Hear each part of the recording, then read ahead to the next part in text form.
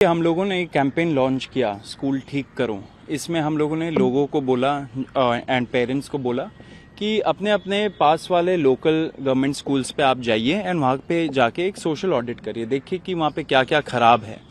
अब जब ये हम लोगों ने कैंपेन लॉन्च किया 13 तारीख को, अब्दुल नाम के एक 26 साल के व्यक्ति है जो यहाँ पे भी हमारे साथ चलो संसद वाले प्रोटेस्ट में, जनता मंतर वाले प्रोटेस्ट में उन्होंने भाग लिया था।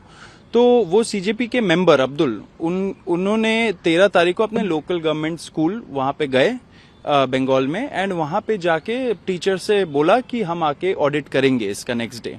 उसी रात को बीजेपी के जो गुंडे हैं वो आए अब्दुल के घर एंड उनको बहुत ब्रूटल तरीके से पीटा। उनके पापा जब अब्दुल को बचाने लगे तो उनके पापा को भी पीटा एंड ऐसा पीटा कि उन्होंने जान ले ली। आज हम लोग को कल हम लोगों को पता चला कि तबीयत उनकी बहुत खराब हो गई थी अब्दुल के पापा की एंड शाम तक वो गुजर गए। तो बहुत बहुत निंदनीय चीज है, ऐसा हो रहा है। हम लोग तो एक कैंपेन चला रहे कि गवर्नमेंट स्कूल्स ठीक करें, मतलब इसमें बताइए सब लोगों को सपोर्ट करना चाहिए, कोई भी विचारधारा के लोग हो।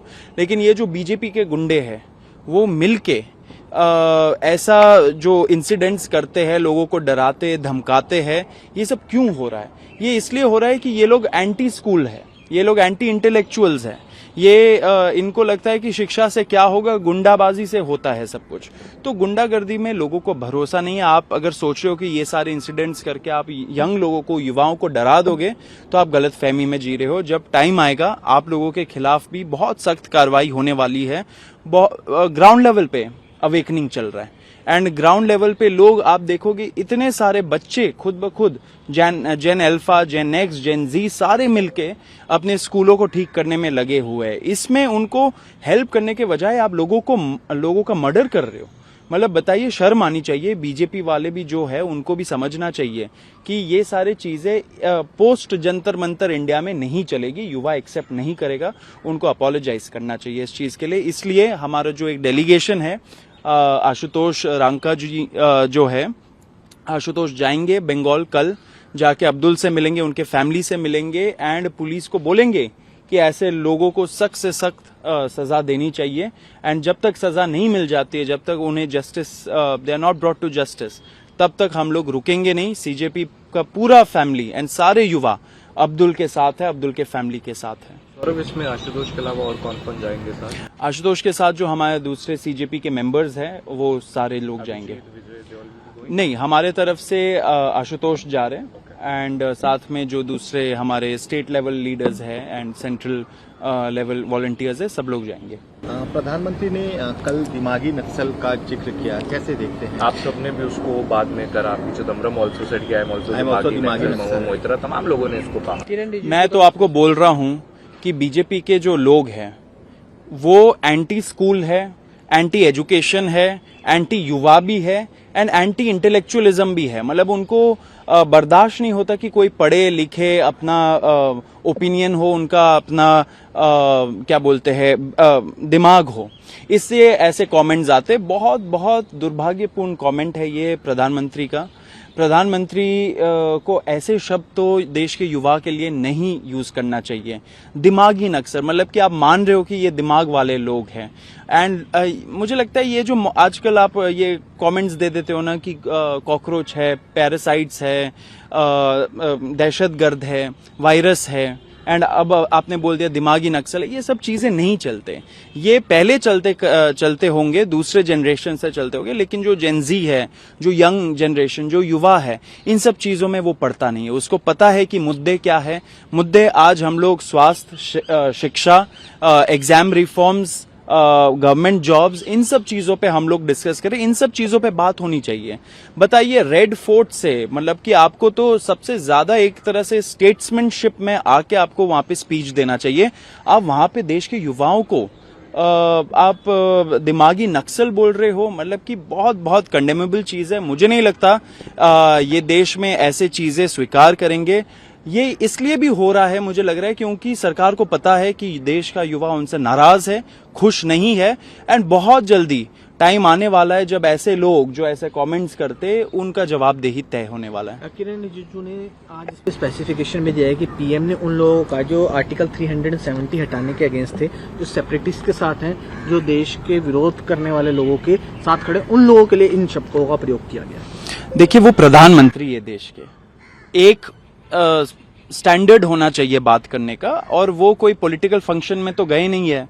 वो इंडिपेंडेंस डे हमारे देश का, रेड फोर्ट से वो कुछ कमेंट दे रहे हैं, तो उसमें किसी को भी आप क्यों ऐसा एक पॉलिटिकल स्पीच देना चाहते हो? थोड़ा सा स्टैंडर्ड बढ़ना चाहिए हमारे जो लीडर्स है उनका। वहां पे देखिए, आप किसी को भी बुलाइए, आपने बोला दिमागी नक्सल, आप बोल रहे हो कि आप ऐसे ऐसे लोगों को बोल रहे हो, लेकिन इशारा आपका देश का युवा के तरफ है। देश का युवा इसे बर्दाश्त नहीं करेगा, वो हंस के इसे टाल देगा। एंड हंसी में ही लेते हैं आज के लोग। पूरा एक तरह से ये सरकार जोक के तरह चल रहा है। आपने देखा कितना जोक चला था प्रोटेस्ट के टाइम पे, अभी भी लोग मजाक ही बना रहे इस चीज का। थोड़ा सीरियसली लीजिए, गवर्नेंस थोड़ा सीरियसली लीजिए। आपने क्या किया? एग्जाम रिफॉर्म्स, आपने ये जो मेजर्स लिए हैं, आपने बोला था कि आप युवाओं के साथ कंसल्टेशन करेंगे, क्या आपने किया वो चीज? क्या आपने जो इतने सारे दूसरे प्रॉब्लम्स चल रहे हैं हमारे देश में, इतना बड़ा कैंपेन चल रहा है स्कूल ठीक करो वाला, उस पे आप लोगों ने कोई सहयोग किया? क्यों आप मिलके देश के युवाओं के साथ स्कूल को ठीक नहीं करना चाहते हो? आपको तो बोलना चाहिए कि जो युवा जाना चाह रहे हैं स्कूल, वहां पे हम लोग भी चलेंगे साथ में। आपके लोकल एमएलए को भी चलना चाहिए, बीजेपी के एमपीज को भी चलना चाहिए। ये सब ना करके आप बोल रहे हो कि दिमागी नक्सल एंड वगैरह वगैरह, ये सब आप बंद कर दीजिए। देश का युवा जवाब मांग रहा है, गवर्नेंस मांग रहा है। आपको गवर्नेंस पे फोकस करना चाहिए, ना कि ऐसे ये चीप कमेंट्स पे फोकस करना चाहिए। Manan Mishra, the whole matter that held with it, he apologized, and still Ashutosh also said. In fact, he tweeted today also asking you what to do about it. Should there be a resignation and stuff? सारा देखने क्या है? Matter resolve हो गया, उन्होंने apologise कर दी है। देखिए, असली कॉकरोचेस सिस्टम के बाहर निकल के आ रहे हैं। मनन मिश्रा जी ने ऐसा कमेंट किया, बहुत निंदनीय चीज है।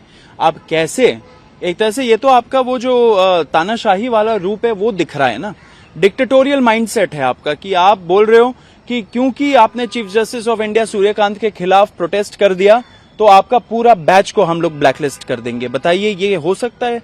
ये तो लोकतंत्र है। आप बार काउंसिल ऑफ इंडिया के चेयरमैन हो 2012 से, मतलब कि आप लॉयर्स को रेगुलेट करते हो, उनके लिए रूल्स बनाते हो, तो आपको तो लॉ का बहुत बड़ा विद्वान होना चाहिए था। लेकिन आपने ऐसा ऑर्डर पास किया जो एकदम इलीगल, एकदम असंवैधानिक ऑर्डर है। तो अब मुझे तो लगता है मनन मिश्रा जी को अपना डिग्री दिखाना चाहिए कि कहां से उन्होंने लॉ पढ़ा, कहां से वो ऐसा ऑर्डर पास करते। कुछ उन्होंने ऑर्डर अगर आप पढ़ोगे, उसमें कोई भी लॉ के प्रावधान को उन्होंने इंडिकेट नहीं किया। उन्होंने एक तरह से फरमान जारी कर दिया, वो उत्तेजित हो गए ये पढ़ के। उन्होंने अपने पीएस को बोला कि लाइए लेटर हेड, वहां पे बार काउंसिल ऑफ इंडिया के लेटर हेड में उन्होंने पास कर दिया एक फरमान। ये डिक्टेटोरियल माइंडसेट है। ये पोस्ट जंतर मंतर वाला जो देश है उसमें नहीं चलने वाला है। उन्होंने अपोलोजाइज किया है। नालसार के बच्चे, एनएसयूआई के जो बैंगलोर के बच्चे हैं लॉ स्कूल वाले, एंड काफी सारे जो एल्यूमनाई एसोसिएशंस है ऐसे लॉ स्कूल्स के, उन्होंने इसको कंडेम किया था एंड बोला था कि इनको अपोलोजाइज करना चाहिए। उन्होंने अपोलोजाइज किया, सॉरी मांगा, अच्छी बात है।